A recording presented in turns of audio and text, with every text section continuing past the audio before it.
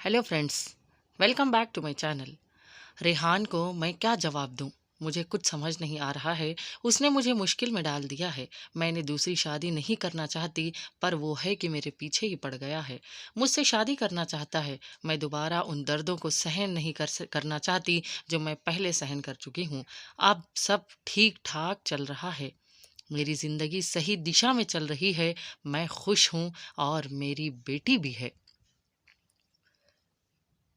रेहान जानता है कि मैं तलाकशुदा हूँ और मेरी एक बच्ची भी है 5 साल की। फिर भी वो मुझसे शादी करना चाहता है और मेरी बेटी को भी अपनाना चाहता है। पर शादी करके मैं दोबारा उस पीड़ा में नहीं पड़ना चाहती जिससे मैं निकल कर आई हूँ। रेहान पूछता है कि आखिर बात क्या है? तुम शादी क्यों नहीं करना चाहती हो? वजह क्या है? मैं क्या बताऊँ? मेरी कुछ समझ में नहीं आ रहा है। वजह बताऊँ भी या नहीं बताऊँ भी तो किस तरह, कहाँ से हिम्मत लाऊं मैं? क्या इन दागों के बारे में उसे बता दूं?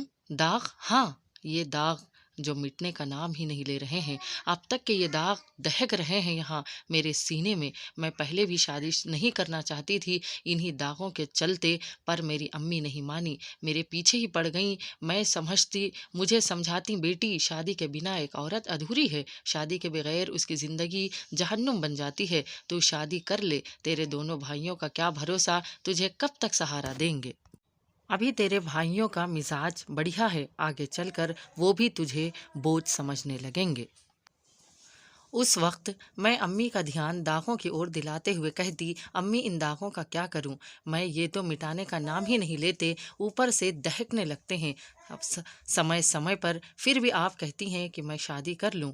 क्या ये दाग छिपे रहेंगे? क्या ये दाग मेरे शौहर को दिखाई नहीं पड़ेंगे? इसके बावजूद भी इसके बावजूद भी आरिफ मुझसे कसम वादे करने लगे। जहान भर की खुशियां लाकर मेरे कदमों में रख देने के बाद बेताब हो उठे। आरिफ को खुश देखकर मैं भी खुश हो गई, पर मेरी खुशी कुछ पलों की थी। शादी के दूसरे ही दिन जब मैं आरिफ के बाहों में थी और ये मुझे चांद तारों की सैर करा रहे थे, अचानक जमीन पर आ गिरे धड़ाम से और वो करवट बदल ली। जैसे ही आरिफ का करवट बदलना था, कैसे हैं ये दाग? बहुत ख़राब लग रहे हैं, सारा मूड चौपट कर दिया तुमने। किस तरह के हैं ये दाग? मैं आरिफ को अपने आगोश में लेते हुए बोली, ये दाग चाय के हैं, चाय के हैं। जी हाँ, जब ये मैं छोटी थी, यही तकरीबन 5 साल की, मेरे सीने पर खौलती हुई चाय गिर गई थी। पूछिए मत, मैं तड़प कर रोने लगी थी। इसके बावजूद इसका इलाज नहीं हो सका और ये तकरीबन ठीक भी हो गए थे। पर क्या? एक दिन इन जख्मों पर मैंने एक क्रीम लगा ली थी, तभी से ये दाग सफ़ेदी में बदल गए। बहुत इलाज करवाया मगर सफ़ेदपन गया ही नहीं। कहीं ये दाग वो दाग तो नहीं जिसका ताल्लुक़ खून से होता है? ये थे वो आरिफ के अल्फाज। यही थे वो आरिफ के अल्फाज कि कहीं ये दाग वो दाग तो नहीं जिसका ताल्लुक़ खून से होता है। ये पहली किस्त है। इसके आइंदा की किस्त अगर आप देखना चाहते हैं तो प्लीज़ मेरी चैनल यानी कि मेरी ऑफिशियल आवाज़ को लाइक शेयर सब्सक्राइब ज़रूर करिएगा, और इसका सेकेंड पार्ट जो है मैं बहुत ही जल्दी आपके सामने लेकर आऊँगी। उम्मीद करती हूँ आज की मेरी छोटी सी वीडियो आपको पसंद आई होगी।